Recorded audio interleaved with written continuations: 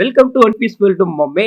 One பீஸ்ல ஹாக்கி யூஸரா இருக்கட்டும், இல்லைன்னா டெவில் ஃப்ரூட் யூஸரா இருக்கட்டும், யாரா இருந்தாலும் அவங்களுக்கு வந்து ஒரு பவர்ஃபுல்லான அட்டாக் வந்து இருக்கும். அதுல ஒரு சில அட்டாக் பாத்தீங்கன்னா எனிமியை மட்டும் அஃபெக்ட் பண்ணும். இன்னும் ஒரு சில அட்டாக்லாம் எடுத்துக்கிட்டீங்கன்னா எனிமி மட்டும் இல்லாம சரௌண்டிங்கையும் சேர்த்து அஃபெக்ட் பண்ணும். அதுலயும் நிறைய பவர்ஃபுல்லான அட்டாக்லாம் இருக்கு இல்லையா? சோ அது ரெண்டு கிளாஸ் ஆகிறப்போ என்டையர் ஐலாண்டே சேக் ஆகும். அதுலயும் இன்னும் பவர்ஃபுல்லான அட்டாக்லாம் கிளாஸ் ஆனதுன்னு வச்சுக்கீங்களே, ஸ்கையே ஸ்பிளிட் ஆகும். இந்த மாதிரி எக்கச்சக்கமான அட்டாக் வந்து ஒன் பீஸ் வேர்ல்ட்ல வந்து இருக்கு. இந்த வீடியோல என்ன பண்ண போறோம்னா, இந்த மாதிரி இருக்க தரமான அட்டாக் தான் பார்க்க போறோம். வீடியோ ஸ்டார்ட் பண்றதுக்கு முன்னாடி நம்ம சேனலை சப்ஸ்கிரைப் பண்ணி விட்டு அப்படியே பக்கத்துல ஹை பாயிண்ட் இருக்கும், அதையும் தட்டி விட்டுருங்க.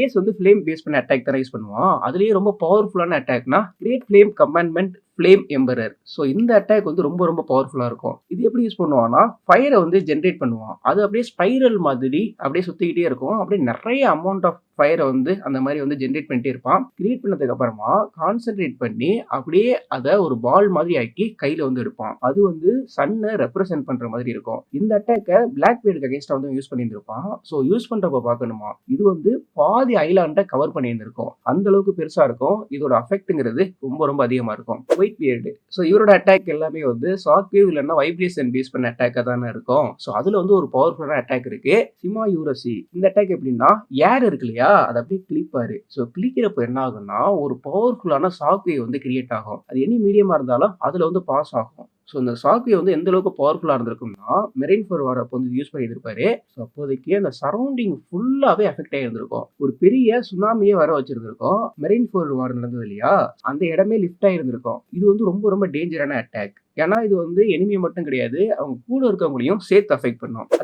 அக்கைனோட அட்டாக் வந்து மேக்மா பேஸ் பண்ணியிருக்கும். ஸோ அதுல வந்து இவனோட பவர்ஃபுல்லான அட்டாக் வந்து மெய்கோ. இந்த அட்டாக் வந்து எப்போ பார்க்கலாம்னா, ஒயிட் பீரியடுக்கு அகைன்ஸ்டா பேட்டில் பண்றப்போ இந்த அட்டாக் வந்து பார்க்கலாம். ஸோ இவனோட ஹேண்ட் இருக்கு இல்லையா, அதை ஹார்ட் ஆக்கி மேக்மா வந்து ஜென்ரேட் பண்ணுவான். ஸோ ஜென்ரேட் பண்ணி அட்டாக் பண்றப்போ அந்த அட்டாக் வந்து அவர் ரொம்ப அஃபெக்ட் பண்ணியிருந்திருக்கும். அவரோட ஹேண்ட் உள்ள போனதுக்கு அப்புறமா மேக்மாவை வெடிக்க வைப்பான். ஸோ அப்படி பண்றப்ப என்ன ஆகும்னா, இன்சைடு ஃபுல்லாவே டேமேஜ் ஆகும். இது மேக்மாங்கிறதே வந்து ரொம்ப ஹை ஹீட்ல இருக்கும். அது உள்ள வெடிக்கிறப்போ அதோட எஃபெக்ட் வந்து ரொம்ப அதிகமா இருக்கும். ஒயிட் பீரியட் மாதிரி ஒரு ஆளையே இந்த அட்டாக் வந்து டேமேஜ் பண்ணிருக்கும்.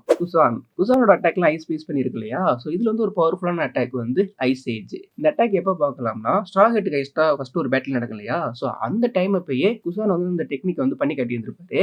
ஸோ இது எப்படி ஒர்க் ஆகுன்னா, ஒரு லார்ஜ் ஏரியாவை இவர் வந்து ஃப்ரீஸ் பண்ணுவாரு. ஸோ அப்படி பண்றப்ப என்ன ஆகுனா, அது உள்ள இருக்க எல்லாமே சேர்ந்து ஃப்ரீஸ் ஆகுது. இப்போ ஹியூமன் இருந்தாங்கன்னா ஹியூமனும் ஃப்ரீஸ் ஆவாங்க, சீக்கிங் இருந்தாங்கன்னா சீக்கிங்கும் சேர்ந்து ஃப்ரீஸ் ஆகும். நிறைய எனிமீஸ் வந்தாலும் இந்த ஒரே அட்டாக்ல அவங்க எல்லாத்தையும் இவரால ஃப்ரீஸ் பண்ண முடியும். நிறைய ஷிப்லாம் வருதுன்னா இந்த டெக்னிக் யூஸ் பண்ணி அதெல்லாம் இவரால வந்து கேப்சர் பண்ண முடியும். இவரால கிளைமேட்டை பர்மனண்டாவே சேஞ்ச் பண்ண முடியும்.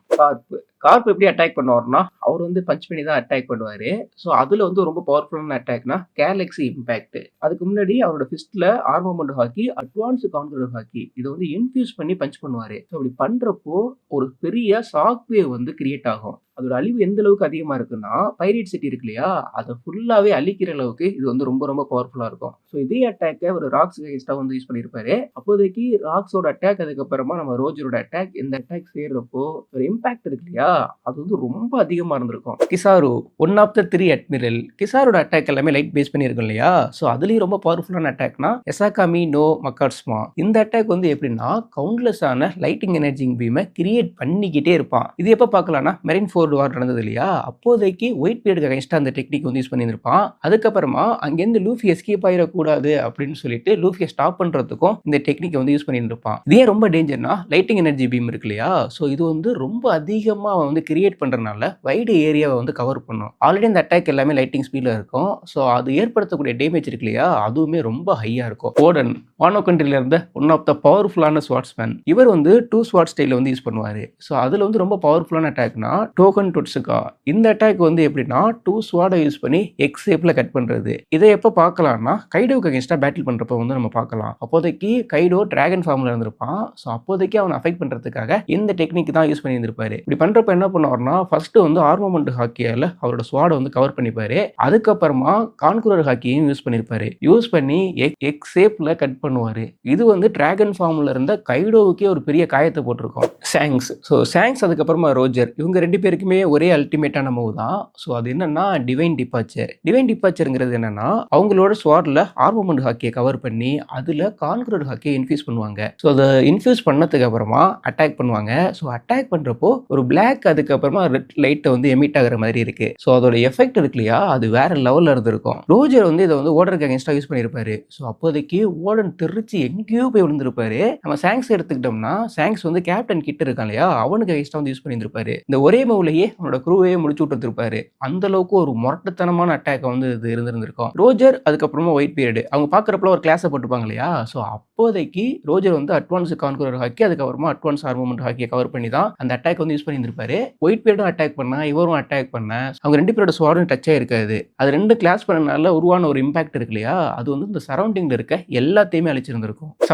சாஞ்சியோட பவர்ஃபுல்லான மூவ் வந்து ஹிட்ஃப்ரிட் ஜம். இந்த அட்டாக் எப்போ பார்க்கலாம்னா குயினுக்கு அகைன்ஸ்டா இந்த மூவ் வந்து சாஞ்சி வந்து யூஸ் பண்ணியிருப்பான். ஸோ அப்போதைக்கு இவனோட ஃப்ளேம் இருக்கு இல்லையா, அந்த கலர் வந்து நம்ம ப்ளூ கலர்ல பார்க்கலாம். லைட்டிங் அப்புறம் ஹீட்டை என்ஹான்ஸ் பண்ண ஒரு பவர்ஃபுல்லான கிக்கா வந்து அது இருந்திருக்கும். அது மட்டும் கிடையாது, சாஞ்சி இந்த மூவ் இருக்கு இல்லையா, இது யூஸ் பண்றதுக்கு முன்னாடி அவனோட ஜெர்மா பவர் வந்து அவேக்கன் ஆயிருந்திருக்கும். என்னதான் போனெல்லாம் அவனுக்கு பிரேக் ஆனாலும் ஹீல் ஆகிட்டே இருந்திருக்கும். ஸோ எல்லாமே ஒரு ஸ்டீல் மாதிரி இருக்கும். அதுக்கப்புறம் தான் இந்த அட்டாக் வந்து குயினுக்கு அகேன்ஸ்டா போட்டுருந்திருப்பான். குயின் மேல இந்த ஒரு பவர்ஃபுல்லான ஒரு கிக்கை போட்டு குயினை அடிச்சு தெறிக்க விட்டுருவான். பிளாக் பியர்டு வந்து Yami Yami know me devil fruit user. இது வந்து லோக்கியா டைப். இதோட பவர்ங்கிறது டார்க்னஸை கிரியேட் பண்ணி அதை கண்ட்ரோல் பண்றது. பிளாக் பியர்டோட ரொம்ப பவர்ஃபுல்லான அட்டாக்னா அது வந்து பிளாக் ஹோல். இது எப்படி யூஸ் பண்ணுவான்னா, இது வந்து டார்க்னஸை கிரியேட் பண்ணுவான் இல்லையா, இது அதிகமான அமௌண்ட் ஆஃப் டார்க்னஸ் வந்து கிரியேட் பண்ணுவான். எந்த அளவுக்கு பண்ணுவான்னா ஒரு என்டையர் ஐலாண்டே கவர் பண்ற அளவுக்கு பண்ணுவான். அந்த டார்க்னஸ் வந்து கிராவிட்டி, அதால லைட்டை கூட உறிஞ்ச முடியும். அந்த தீவுல இருக்க பில்டிங் எல்லாத்தையும் கூட அவனால உறிஞ்ச முடியும். ஒருத்தவங்களை கேப்சர் பண்றதுக்கு வந்து இந்த டெக்னிக் வந்து யூஸ் பண்ணுவான். ஸோ கேப்சர் பண்ணி டச் பண்ணிட்டானா அவங்களோட டெவில் ஃப்ரூட் பவர் வந்து அவங்களால யூஸ் பண்ண முடியாது.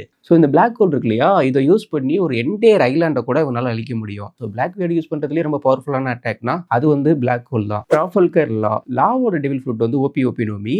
இந்த டெவில் ஃப்ரூட்டை இவன் அவேக்கனிங் பண்ணி இருப்பான். லாவோடதுலேயே ரொம்ப பவர்ஃபுல்லான அட்டாக்னா பஞ்சர் வீல். ஸோ இது எப்போ யூஸ் பண்ணியிருப்பான்னா இந்த டெவில் ஃப்ரூட்டை அவேக்கனிங் பண்ணதுக்கு அப்புறம் தான் யூஸ் பண்ணியிருப்பான். கேருமுன்னு சொல்லிட்டு ஸ்டார்ட் பண்ணுவான். இந்த அட்டாக்கை ஃபர்ஸ்டே பிக்மம்க்கு அகைன்ஸ்டா வந்து யூஸ் பண்ணியிருப்பான். இது எப்படி ஒர்க் ஆகுதுன்னா, லா பிக்மம் மேலே ஏறி நின்று அவங்க நெஞ்சிலேயே அவனோட ஸ்வாடை வந்து இறக்கி இருந்திருப்பான்.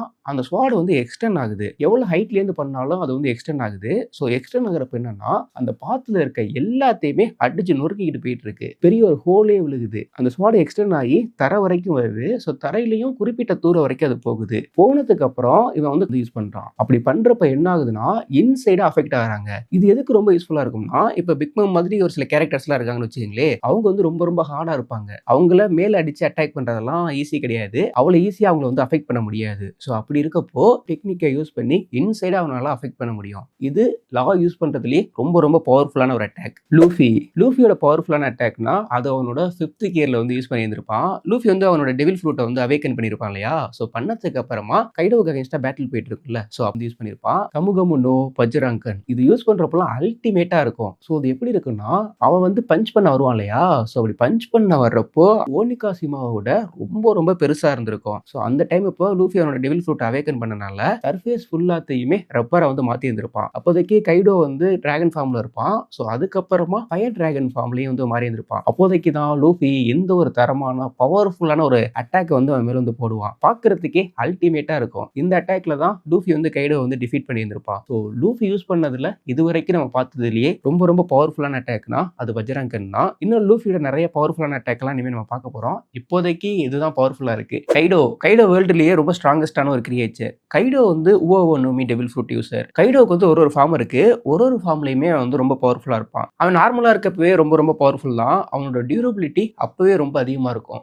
அதுக்கப்புறமா டிராகன் வித் ஹியூமன் இந்த ஹைபிரிட் ஃபார்ம்லயே அவனால இருக்க முடியும். ஸோ அப்போவுமே அவனால நிறைய பவர்ஃபுல்லான அட்டாக்லாம் யூஸ் பண்ண முடியும். அதுக்கப்புறமா ஃபுல் டிராகன் ஃபார்ம், அதுலேயும் உன்னால நிறைய பவர்ஃபுல்லான அட்டாக்லாம் யூஸ் பண்ண முடியும். ஸோ அந்த டிராகன் வந்து பார்த்தீங்கன்னா ப்ளூ கலரில் இருக்கும். கைடோ யூஸ் பண்ணுறதுலேயே ரொம்ப ரொம்ப பவர்ஃபுல்லான ஒரு அட்டாக்னா அது வந்து அவனோட ஃபயர் டிராகன் மோட் அப்போ தான் யூஸ் பண்ணுவான். ஸோ இது வந்து எப்போ பண்ணியிருப்பான்னா நம்ம லூஃபிக்கு அகேன்ஸ்டாக பேட்டில் பண்ணுறப்ப தான் இந்த ஃபார்முக்கு வந்து மாறி இருந்திருப்பான். அதை பார்க்குறப்பவே ரொம்ப பயங்கரமாக இருக்கும். அப்படியே ஃப்ளேம் எல்லாம் எமிட் ஆகிற மாதிரி பார்க்குறப்ப வந்து இருந்துகிட்டு இருக்கும். ஸோ அந்தளவுக்கு கொடூரமாக இருப்பான். இதுக்கு முன்னாடி இருந்ததோட ரொம்ப ரொம்ப பெருசாக இருப்பான். இப்படி மாறினதுக்கு அப்புறமா அவன் கிராஸ் பண்ணுறான் இல்லையா. ஸோ அப்போதைக்கு அதோட ஹீட்டை வந்து பார்க்க பார்க்கலாம். பாறையா இருந்தாலும் அது அசால்ட்டா உருகும். ஓனிகாசிமால வந்து 2 கொம்பு இருக்கும் பார்த்திருக்கீங்களா?